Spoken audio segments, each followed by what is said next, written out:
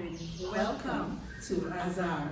We want to welcome you to another episode of Azar. We want to tell you to go now, share, call up a friend, tell them Azar is on. Remember to comment because we want to hear from you and to share this episode because this is a very interesting topic and we have a very interesting person sitting down next to us. Today our topic is overcoming adversity, and our special guest for today is Mr. Carlos Greene, champion weightlifter.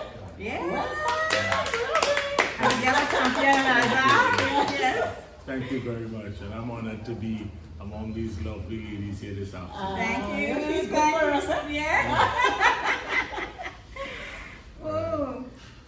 There is something special about Mr. Greene. Besides being a world champion, he is visually impaired. So we want to go from that angle and chat with him. Our first question to you: were you born blind? No. Actually, I lost my sight at the age of 31, February 2000. To retract a little bit, in October 1999, I was diagnosed with advanced glaucoma, and the doctors then told me in about 5 years' time I could be facing the very possibility of blindness. To make a long story short, 3.5 months later, I was totally blinded in both eyes. Wow. It baffled the doctors, it baffled my family, and me, of course. But nevertheless, life continued. Hey, that's fabulous. That's fabulous. And I love how you say that with a smile, life continued. But tell us, when this diagnosis you got from the doctor and you came home and you told your wife when you got it, and how did you all prepare for this? And then it happened, not 5 years, 3 years. 3 months. 3 months, sorry. 3 months. Tell me, how did it affect you and your wife, your family? What happened? At first, my wife didn't believe. Because I remember I came home and I told her what the doctor said, and something she wanted a couple of days after in Shogunas, and she told me to go for it. I said, well, let's call her M. I said, M, it didn't, I really ain't seeing good enough, but she really, it didn't hit home. And I eventually I struggled, I went to Shogunas, and it was about a week after both she and I was in Shogunas with our little baby. And while walking, I want to say walked into a woman, but I plowed into a woman. And after she said, you didn't see her? And I said, no, I tell you, I'm not seeing properly. And it's then it started to really hit home that, hey, my husband having eye problem. And immediately from the time she started to think about my husband having eye problem, his sight went. So it wasn't long after, it was just a matter, before you even think about it, though, diagnosed in October, December came, and by February I was totally blind. So what you're saying here is that it didn't start to go dimmer, it just cut off like that? Well, I drove, for you to understand it clearly, I drove up to the 3rd of October. We were in the United States of America, we left the 4th. So the 3rd, my wife and I, we just went around finalizing things before we left the States, and we came home on the 4th. And as in coming home on the 4th, the night, I started to see cloudy. But the first day was the Monday. I tell myself it was the heat, because we was in Wisconsin. That is North America, and it was done fall already, so the temperature was done already decreasing. The other day now I said, hey, maybe the heat, I say maybe tiredness. I worked along with an organization called Youth with a Mission, YWAM, and we were taking a lot of programs in and out of the prisons. Because at that time I was a certified chaplain, so we used to take programs in and out of the program. We were now developing a new program for the prison. It was an anger management program, and I remember when we designed the program for the inmate, the sheriff department said they want this program, so we had to redesign the program for the sheriff department first, and then take the program into the inmates. So it was a lot of work, plus your own responsibility at the YWAM base, plus you was active with the youth group, so I said maybe tiredness. But by the day 4, you're always looking for, typical men, it must have an excuse or a reason for something. Then I said maybe my glasses. Although my glasses was new, I just had my glasses changed less than a year ago.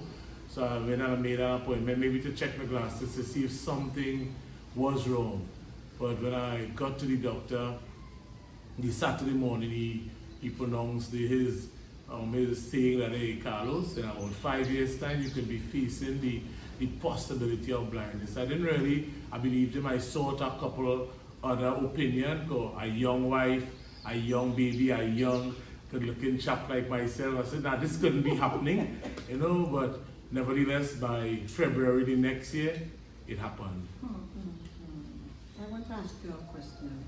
When this happened to you, did you blame God? That's the interesting thing, I never blame God, I remember it was April 2000, 2 months after losing sight. A lot of things happen to me when I'm by myself. And this day, I believe the Lord and I was having a discussion. Because He tell us to come reason together. So I was saying, well, Lord, why me? It have other persons in society I see playing the fool, wasting their lives, And it was about 6 persons at a table. And while going around the table, I explained to the Lord, these people giving real trouble. It could have happened to them, and it was like the Lord started to speak, and He was showing me how each person would have handled it. And it came right back to me, and I said that day, I can't remember the date in April, that I am going to be the most effective visually impaired person there is. I didn't say visually impaired because I didn't even know that word yet. I said the most effective blind man. Let me be real. There is until either one of 2 things. Either I open my eye or I die. Yes. So I purpose then to live. Because He said to occupy until He come. Yes. He said to occupy until He come. And early I placed in my mind, I said, nowhere in the Bible says that without sight people perish. Yeah. He never said, but He said without a vision. Yes. With sight you could only see so far. Yeah. If you're in a room, you can't see outside of that room. But once you have vision, you can see even further than beyond the horizons. Amen. And I believe I'm a dreamer and I'm a person with a big vision for myself, for my family, and for the world. Yeah. And I believe it's that what happens here now. I want to pause just for a moment. Carlos, when I came here today, I met M, your wife. My darling, yes. Your darling. And I want to say, she was a young woman when this happened. Yes. And you all are making 29 years. Yes. We made 29, we had her for 30. Yeah, for 30. Yes, and yes. she stayed with you through this difficult time. And I'm sure at times probably it wasn't easy, but I really want to commend her for staying and being here till this day. I commend her too. Yes! I'm thankful. Yeah. I'm thankful that she did. I'm really thankful that she did. But we had 1 daughter. Today we have 3. Yeah. So, I'm really thankful that she did. She's a wonderful person. I hope everybody get to know her. That is so wonderful. Huh? Yeah. Because, Carlos, a lot of times, men or some women go through adversity, and while going through, the other may decide it's too much. Yes. And they prefer to walk away to have an easier life. Yeah. So it's a blessing to have someone who would latch on because she understood that commitment just for better, for worse. Yes. Sickness and health. Sickness and health. Until death. She's a covenant woman. Yes, we love that. Yeah. But I want to ask a question. How did your house change? How did things change? Were you employed before and stuff? How did things change, the dynamics of the home? It's interesting, Our whole life changed in 1998. I remember we got called to be missionaries, and I remember we were working on the church. And this ministry, a missionary came from the States to spend 90 days with us to help build the church. And it was around Carnival time that year. The Carnival was in March in 98. I had a young lady teaching in a preschool, and they were giving her a lot of pressure about making costumes and taking part in the Carnival. And she came crying and saying she had to do it, And I, with my little foolish self, I said, Marcia. Because at that time, Marcia was teaching in a preschool. I said, if it was Marcia, they might rather fire her. Because she ain't taking that, you understand? In knowing, because I went to work the night, and then I went up in the school and work the church and work the day, and going back to work the night, without seeing my wife. In knowing, while I'm telling this young lady that the exact thing happening to my wife in her preschool. And the Friday morning when I'm coming home from work, we met in Shogunas, and she was saying, I said, why are you moving so late? She said, well, she's going for things in her desk. This is what happened yesterday. And they tell her thing tough, but you know, she have to. And she said, well, she do. I said, well, you don't have to. We're going to live. Yeah. You understand? We're going to live. And that was March 1998. And by September 1998, I left my job to go and pursue a mission course. So when I lost my sight, both of us was not working. We had my daughter was 7 months old at the time, but nevertheless, you know, God came through for us.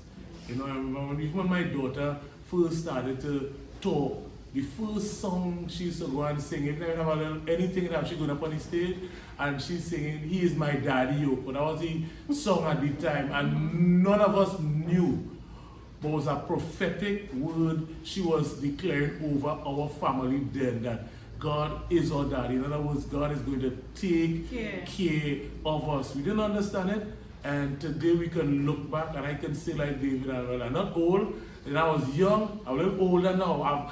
We were never forsaken. Not one day we were ever without food. Not one day the children didn't have something to put in their lunch kit. Not one day we could say we owed any driver for carrying our children to school. Even now, we're not even paying our mortgage for the home that we are living in. You know, God just continued to come through for us since then and even up until now.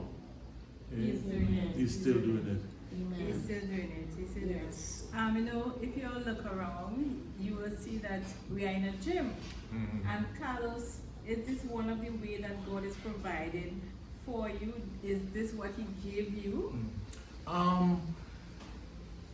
To be honest, a lot of the people train for free. You know? Somebody will come and they will say they have a problem they can't pay. I say train. Sometimes I get stick from a family faith sometimes because they'll say, but we have needs, you know, you have school fees to pay, you have this. But every single time, God will always come through for us. Yes, the gym supposed to be a part, but the main aim of this gym is a ministry.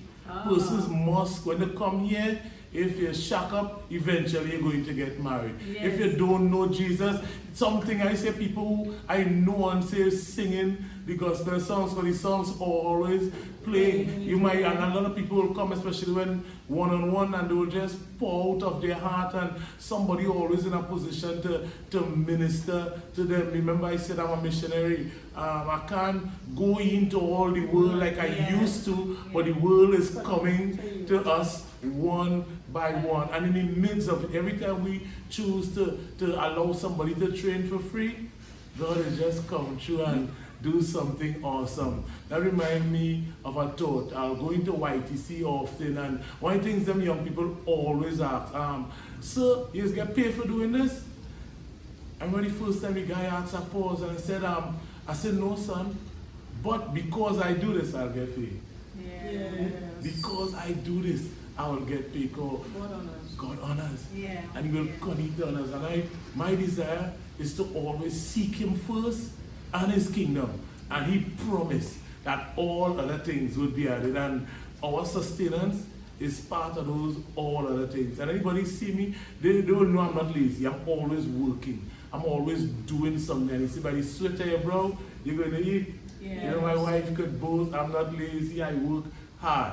You know, and I pride myself in always finding something to do. Yes, because we saw you have some lovely plants downstairs, and I thought it was your wife, and I only to realize it's you. Seeing all those plants. I love plants. I love to see things grow. A lot of things. Yeah, I love to see things grow. Yes. Yeah. And I really love how you are not allowing your situation to affect what you do. Yeah. You know, and really, when we mentioned the plants, how you say, I talk to my plants. You know? Yes. Mm-hmm. We need to. You know, David did it.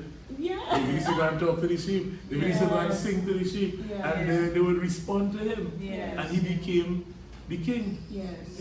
Yeah. Yes. But your optimism in life is something to be mentioned. Yeah, admired. And admired Yeah. because too many people go through situations and become depressed. Yes. Sometimes they lose a leg and they never go out. They don't go Yeah. out at all. They Yeah. stay home and end up dying. Yeah.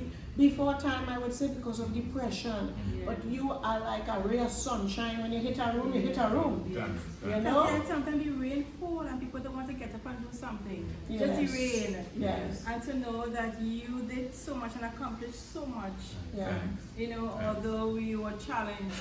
But you encourage me really, eh? Yes. You know, you really encourage me because why are we complaining, Katian? Yes. What it is, you know, we complain for little things. We have a problem with Yes. you don't have this today, you didn't get that, and here we sit with Carlos and we see that you accomplished so much, Yes. although you were challenged. Yes, and I don't think he only accomplished with like with the gym. Yeah. Just seeing his children and Yes. seeing his wife, Yeah. you see that it's a man Yeah. after God's own heart. And we wanna I made a mention- covenant. I made a covenant many years ago to myself first. I think man, as a youth man, and I've been through some stuff as a youth, and I said I don't want that happening for my family. Yeah.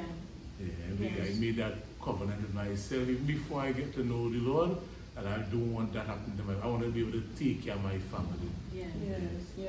And you know, as you said that I was not going to say, and you're a good father, you know, I was speaking with your daughters and I can see the love and how they cherish you, and that is because you sow that seed of love, Yes. you know, and you are taking care of your daughters. Yes. So it's not You a problem know, for them to take care Care of of him. you, and you know, that is being a good father. And we want to speak to the men out there. Yes. Take example of Carlos. Yeah. How he is taking care of his girls, especially when you have girls, and we want to encourage men, take care. Do not say, this is happening to me, I can't find a job, I can't. Carlos said to me earlier that he asked the Lord, what do I have in my hand? And the Lord showed him that this is what you have. You can train people. So you can ask yourself that same question like Carlos, what do I have in my hand? Ask the Lord. Don't go out there in a life of crime, stealing and thieving No, from you don't people. have to, you don't have Find out what you have in your hand and work and help your family. Yes. I look at Carlos and I think about my own life. My father had sight. Yeah, He had everything, yeah. but he did not take care of us. Mhm. As a matter of fact, he threw us out when I was only about 7 or 8. Threw all our clothes in the air and said, you'll find a place to go.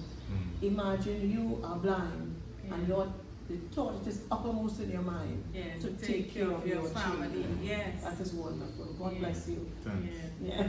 Yeah. So tell us about your championship days when you were just traveling and bringing back medals to Trinidad and Tobago. And Tell us a little bit about it. That's and all. It's a dream come true. I remember there are two things I used to always look at as a youth man.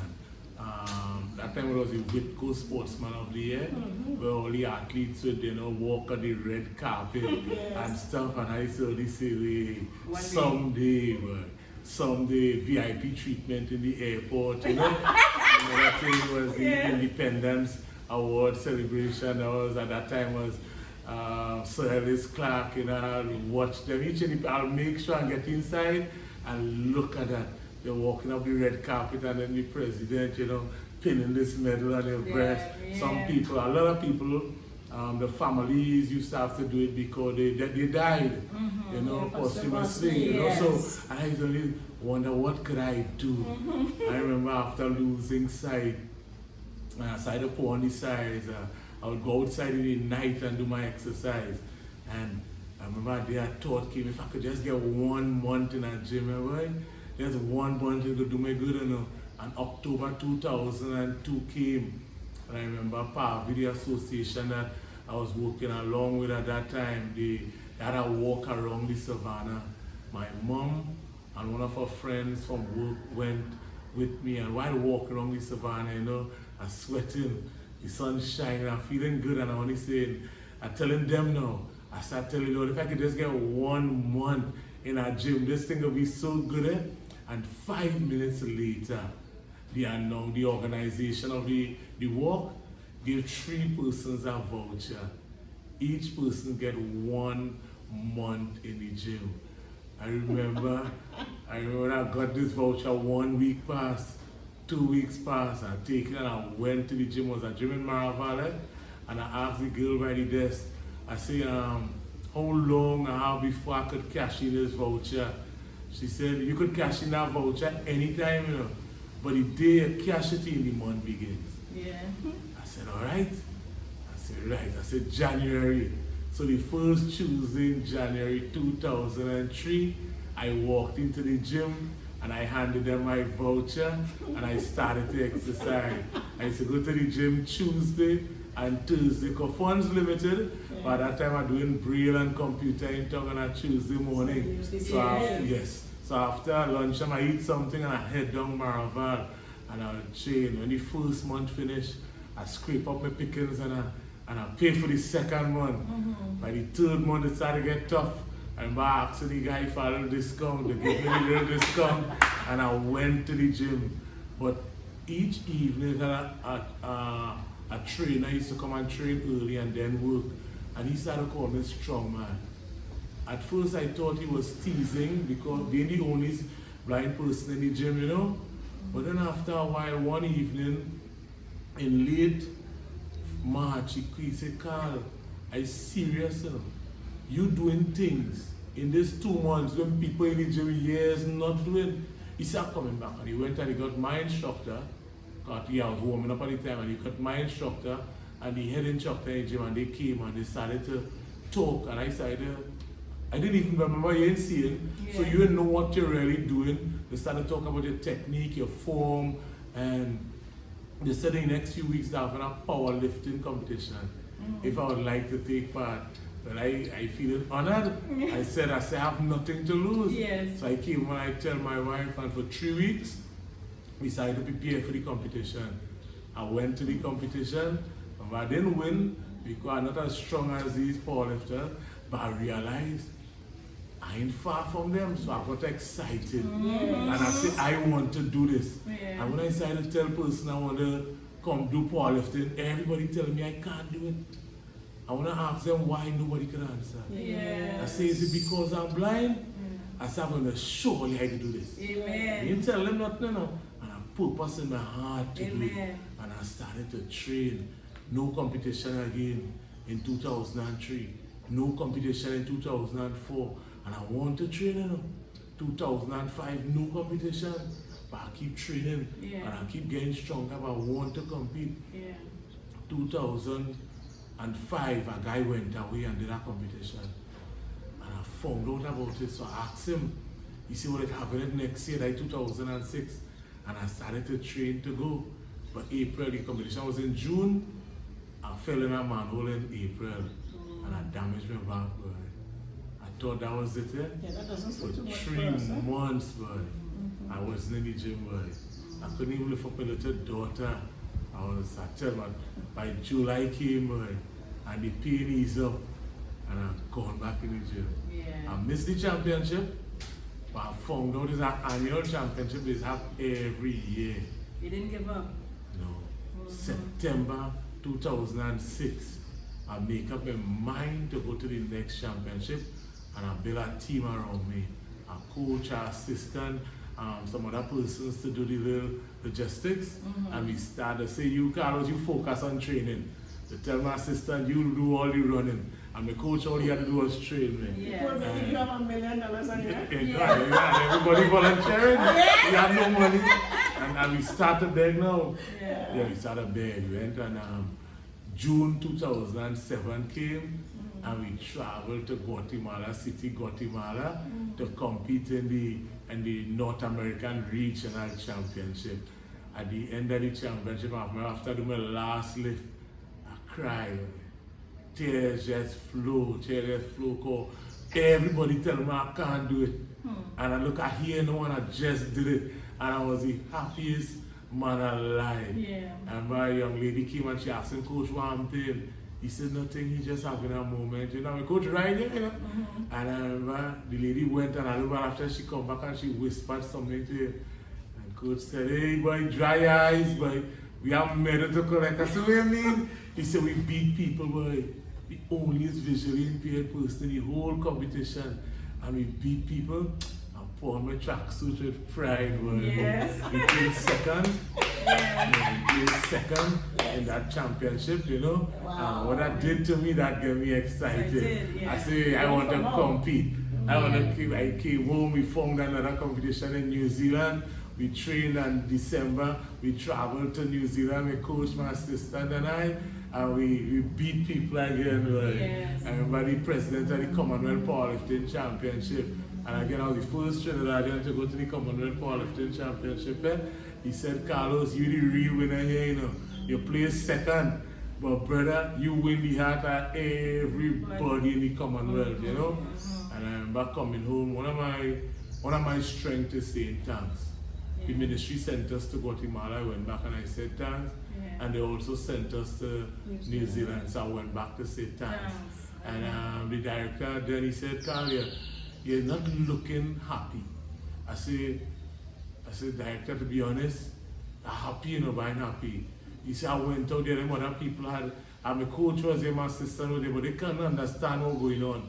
But other people, they had teams. Yeah. They had teams, you know. And I said to other people here, you know, he said he encouraged us to build, but we ended up rebuilding the Trinidad and Tobago Powerlifting Federation. And then we had a national championship.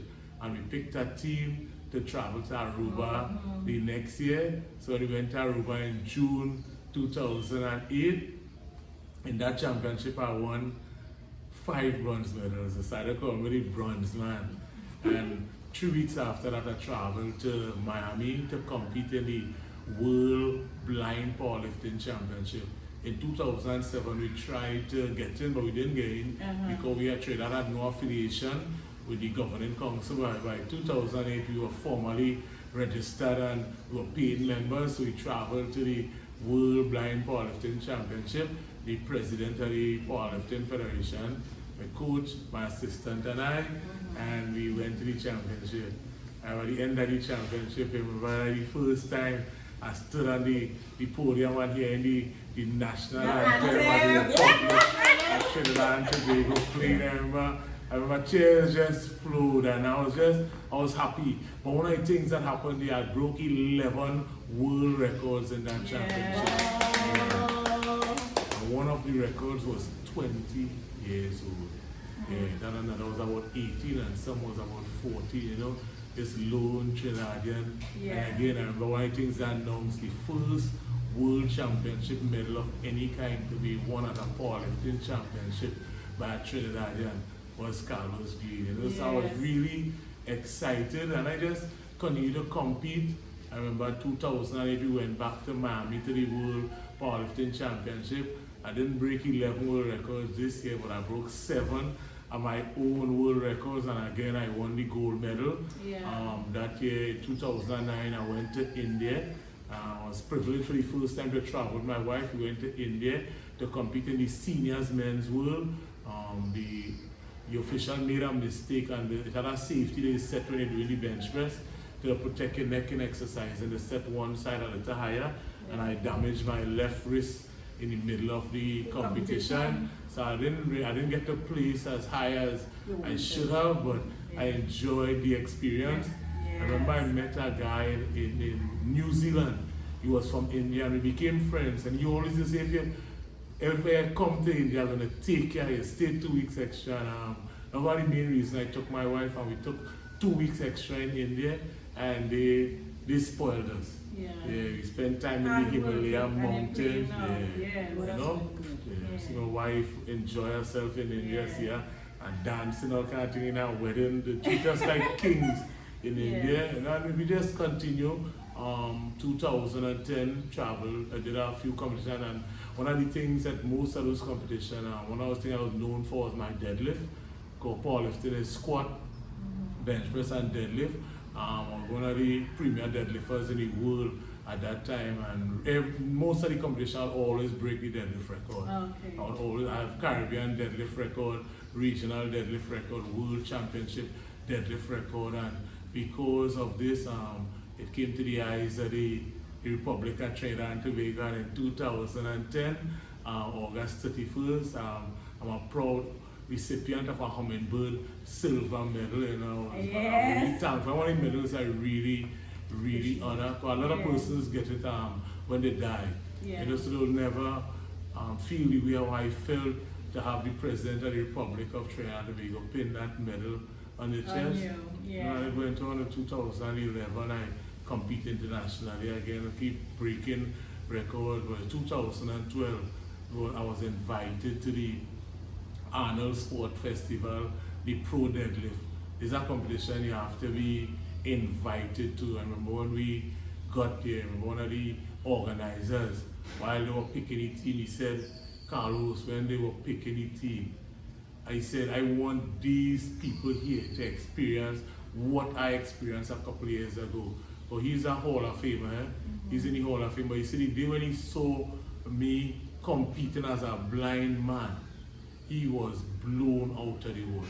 Yeah. He said, I went home and I trying to do these things with you doing, but for know how I could do it. So hats off. So you see, when they were picking the 5 people, the first person I recommended was you, and all said yes. Yes. So, you know, Carlos, I'm listening to you, and you know, while I'm listening to you, I'm hearing certain things that is being said, and one of the things you keep saying is team. That stood out to me. You wanted a team around you to compete, and it's so important, you know. Recently, Katia made a post and she said, people need people. And you needed people, you needed a team around you. And in this life, we cannot do life alone, and we need a team. Another thing that stood out to me when you were speaking is that obstacles came. You know, you fell in a manhole, you went to lift and you didn't win, but you know, you never stop. Yes. You keep going, you keep going, you keep moving forward. Yes. You know, not letting, you know, my back, I damaged my back, I ain't moving on, why Lord, I'm blind now, my back damaged, nothing like that. Yes. And you same thing, you went to a competition, it wasn't your fault, they did not put the bar properly, and you still keep going. You kept going, and you know, I'm listening to you and I felt so encouraged. Yes. Because in life have so many obstacles. Yes. And we feel so discouraged at times. Yes. But listening to you, I know that the viewers also are encouraged to keep moving. It doesn't matter what come our way.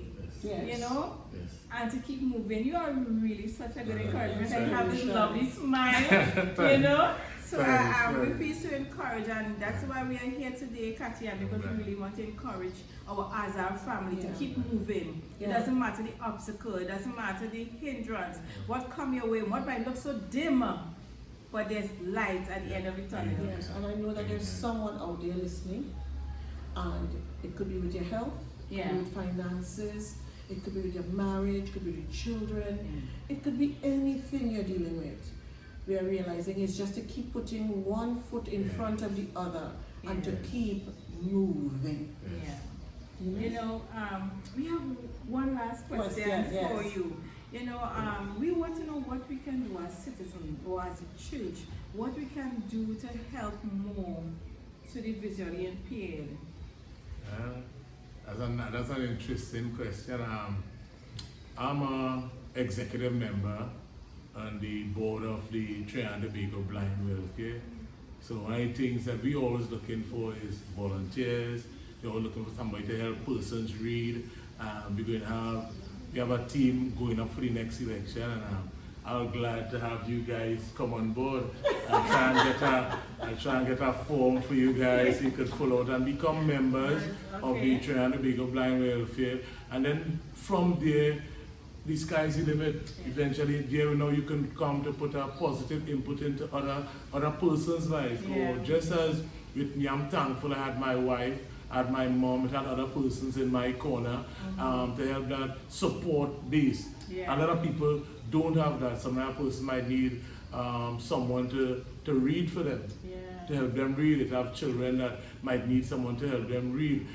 Some of them might be struggling with their work. They might need somebody to help them with their work. Yeah. Sometimes somebody just needs somebody to talk to. Yeah. That is positive.